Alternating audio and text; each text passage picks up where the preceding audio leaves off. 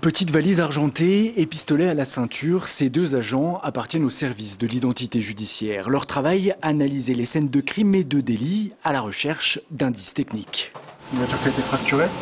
Qui a été dérobée. Les fractures se trouvent au niveau de la serrure, la porte avant gauche. La serrure a été forcée.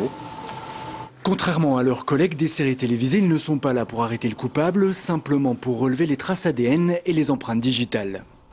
Une jolie trace là. Des traces exploitables. Ensuite, c'est ici que ça se passe dans le commissariat du 2e arrondissement. Chaque indice y est répertorié. L'objectif, fournir aux enquêteurs des empreintes exploitables. Donc là, ça va être juste, parce qu'elle n'est pas très belle. Par contre, ici, vous voyez, il y a le centre, une partie du centre et un delta. Donc là, l'empreinte va être exploitable sans problème. Les 10 ou 12 points qu'on demande vont y être.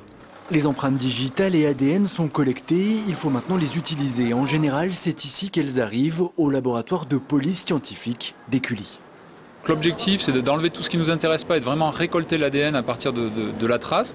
Et ensuite, une fois qu'on a l'ADN, on fait une photocopie, on multiplie l'ADN et ensuite on l'analyse véritablement dans une dernière étape. Ces analyses ADN, c'est devenu la principale activité du laboratoire. Chaque année, 30 000 traces y sont étudiées et plus de 150 000 empreintes génétiques alimentent le fichier de la police scientifique. Une suractivité qui commence à poser problème. C'est vrai qu'on parle beaucoup d'ADN, donc forcément les policiers, les magistrats ont le réflexe de nous demander des analyses. Ça pourrait être le cas pour d'autres domaines mais qui sont moins connus. Je pense à la physico-chimie par exemple. Du coup, pour proposer autre chose aux enquêteurs, le laboratoire creuse de nouvelles pistes. Depuis un an, dans cette petite pièce, les techniciens récupèrent les données des téléphones portables saisis pendant les enquêtes.